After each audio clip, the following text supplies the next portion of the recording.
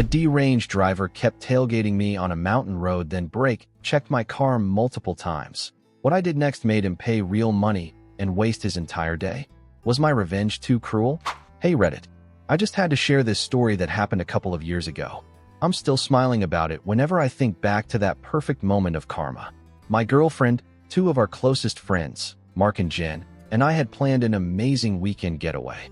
We rented this beautiful cabin deep in the woods, completely isolated from city noise and stress.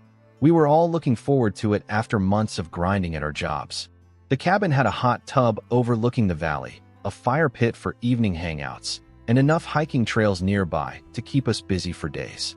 To get there, we decided to take the scenic route through the mountains instead of the boring highway. This road was absolutely breathtaking, winding through mountains and valleys with views that make you want to pull over every 5 minutes just to take pictures. The kind of road that reminds you why road trips are worth it. Because of the terrain, the speed limit would change frequently, 90 kilometers per hour on straightaways, then down to 70 or 50 kilometers per hour on the cuvvy sections. I'm generally a relaxed driver, usually sticking around the speed limit, maybe going slightly under in spots to enjoy the view. I'm not one of those annoying drivers crawling along at half the limit though. At most, I was going 10 to 15 kilometers per hour below in some sections, so we could all appreciate the incredible scenery. This particular road was a 40-kilometer stretch with no passing allowed. Either there were double solid lines or concrete dividers in the middle. We were about a kilometer into our drive on this route, music playing, everyone chatting excitedly about the weekend ahead. The mood in the car was perfect. Mark was telling us about this amazing hiking spot he'd found online near our cabin, and Jen was planning our meal schedule for the weekend. My girlfriend had her hand resting on my knee as I drove, occasionally pointing out particularly beautiful vistas. That's when he appeared. In my rearview mirror, I spotted this beat-up pickup truck merging onto the road behind us from an on-ramp. This wasn't just any old truck. This thing was a disaster on wheels. The paint job looked like someone had taken sandpaper to it, with the hood a completely different color than the rest of the vehicle. One of those trucks that makes you wonder how it's still running. The moment he merged behind us, the driver started tailgating aggressively. I'm talking dangerously close, the kind of distance where if I tapped my brakes even slightly, he'd be in my back seat. Through my mirror, I could see this guy waving his arms wildly and, based on his mouth movements, was clearly shouting obscenities. I tried to ignore him, but I made sure not to brake suddenly. The last thing I needed was this lunatic smashing into us. Mark noticed him first among my passengers. "What's that guy's problem?" he asked, turning around to look. "He's mad because I'm not going fast enough for him." I sighed. Some people just need to be first, I guess. My girlfriend squeezed my knee. "Don't let him get to you. He's not worth it." At the first opportunity, this maniac crossed over the double solid lines to overtake us. I had to let off the gas completely so he could cut in front of me before he hit the concrete divider that was coming up. And what does he do the moment he gets in front of us? He brake checks me. Hard. Fortunately, since I'd already slowed down anticipating his reckless behavior, there was already some distance between us. Still, we all lurched forward as I applied the brakes. "What the hell?" Jen exclaimed from the back seat. "Is this guy trying to cause an accident?" The road rage driver tried to brake check me a couple more times, but I kept a safe distance, at least 2 car lengths at all times. Everyone in my car was now fully focused on this lunatic ahead of us. If he's in such a hurry, why doesn't he just drive away? Mark wondered aloud. There's literally no one in front of him. That's when the rage driver's tactics changed. Apparently not satisfied with his failed attempts to make me rear-end him, he decided on a new approach. He slowed down dramatically. I'm talking half the speed limit, or even less, while continuing to make angry gestures out his window. Is he trying to annoy us as revenge for not letting him scare us? My girlfriend asked, bewildered. That's exactly what he's doing, I replied, maintaining that safe distance. This continued for about 20 kilometers. Eventually, cars started to naturally line up behind us, caught in this impromptu parade led by our angry friend. Surprisingly, we weren't even that bothered. We were still enjoying the views, having good conversations, and honestly, the whole situation had become kind of amusing. As we crawled along, I noticed a huge pothole coming up in the center left of the lane. The rage driver hugged the center barrier to avoid having the pothole pass under his truck. I, on the other hand, moved to the right side of the lane since there was an off-ramp opening up. When he saw me move right, something clicked in his twisted mind. He thought I was about to exit the scenic route into a small town, and he immediately veered right to cut me off and stay ahead of me, even though that would take him off his route too. When I moved back to the center of the lane, he swerved back as well. "What is he doing now?" Jen asked, laughing in disbelief. "Apparently he wants to annoy us as much as possible and is trying to follow us while staying ahead of us," I explained. "Can that even be called following if he's ahead of us?" Everyone in the car burst into laughter at the absurdity of the situation. That's when an idea clicked in my mind. A beautiful, perfect plan for some well-deserved karma. "How much do you want to bet I can make him pay actual money for being a jerk?" I asked my friends with a mischievous smile. "What are you going to do?" my girlfriend asked, slightly concerned. "Don't do anything stupid. Our exit is not far anyway." "Nah, it's just a 10-minute detour for a lifetime of satisfaction," I assured her. Everyone was intrigued, and after a quick explanation of what I had in mind, they were all in. "So what exactly are you going to do?" Mark pressed. "You'll see. It's about 2 kilometers ahead," I replied with a growing smile. After another 2 kilometers of crawling along at this ridiculously slow pace, an off-ramp that led to a highway on-ramp started to appear on the right. Like the responsible driver I am, I put on my blinker to indicate I was taking the exit. Just as I predicted, our rage driver immediately cut into the exit lane to stay in front of me. He was determined not to let me win by getting ahead of him, even if it meant going somewhere he had no intention of going. "What are you doing?" my girlfriend asked. Then her eyes widened with realization. "Oh, I know what you're going to do." "What? What is he going to do?" Mark and Jen asked in unison from the back seat. My girlfriend turned to them with a grin. "This is going to be fun. Just get out of the car when we do." "I see you know me well," I said to her with a wink. "You see, where we live, once you get on the highway on-ramp, there's no turning back. You have to get on the highway, and that means going through a toll booth to get a toll ticket. When you exit the highway, you use your ticket to pay for the distance you traveled." As the rage driver realized I was fully committed to the exit, he floored his beaten pickup truck so he could get to the toll booth before us.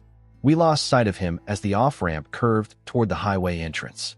What he didn't know, what he couldn't have known, was that just before the on-ramp starts, there's an unmarked service road for a farm nearby. It's a dirt road that you'd never see unless you already knew it was there.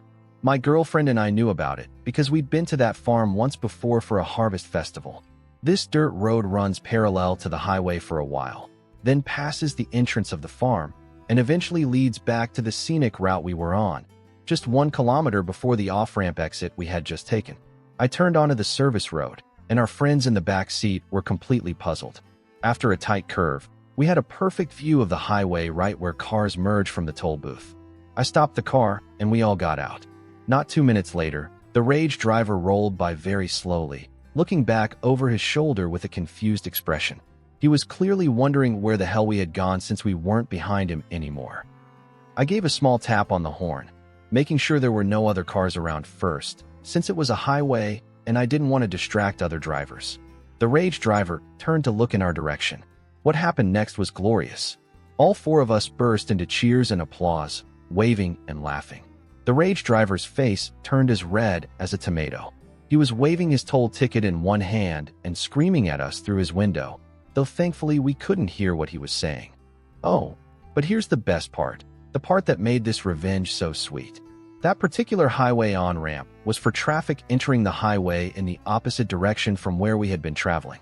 The highways in our area have full physical dividers the entire way, meaning there are no U-turns possible. The rage driver's only option was to get off at the next exit. And in this rural area, the next exit was about 25 kilometers away. Even better, that exit leads directly back to the very beginning of the scenic route we had just traveled through. So in essence, this jerk paid money to get back to exactly where he was 45 minutes ago. Perfect karma. We continued on the service road until we got back on the scenic route, and 2 kilometers later was our actual exit. We never saw the rage driver again. The weekend at the cabin was amazing. We hiked, relaxed in the hot tub, had some great meals, and told this story to everyone we met up there. Mark even suggested we make a toast to toll booth karma on our final night. Looking back, I sometimes wonder if that rage driver learned anything from the experience. Probably not. People like that rarely do. But for a brief moment, the universe aligned to deliver some perfect justice, and I was lucky enough to be the instrument of that karma. You know what they say? Play stupid games, win stupid prizes. I've had other road encounters since then, but I always try to remember that it's never worth engaging with road rage. This time, though, I couldn't resist the perfect opportunity for some harmless revenge. The best part was that I never had to drive aggressively or put anyone in danger. I just had to let him follow his own bad instincts right into a trap of his own making. So, Reddit, was my revenge too petty? Or did this aggressive driver get exactly what he deserved? Edit. For those having a knee-jerk reaction to the fact that I was going a little bit under the speed limit. Going at times 20% under the speed limit is almost speed limit to me. A glass 80% full is a glass almost full. Not only that, but driving under the speed limit is not only safer but also expected if the conditions are not right. Moreover, I'm sorry to burst your bubble, but driving a little bit under the speed limit is not illegal. Now, tailgating, overtaking on double solid lines, and brake checking is not only illegal, it's also unsafe. So cry all you want, throw your little fit, and cry a little more. What I didn't mention in my story was that after this incident, our weekend at the cabin became even more special. The satisfaction of our perfect revenge put us all in great moods. The cabin itself was gorgeous. It had this huge stone fireplace in the living room where we spent the evenings playing board games and sharing stories. Mark turned out to be an amazing cook and surprised us with his signature lasagna on Saturday night. On Sunday morning, Jen suggested we hike up to this lookout point about an hour from the cabin. The view was absolutely breathtaking. You could see 3 different mountain ranges and a shimmering lake in the distance.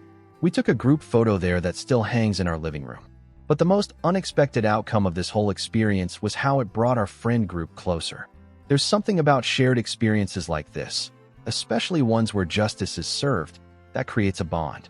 2 years later, we still laugh about the toll booth revenge whenever we get together.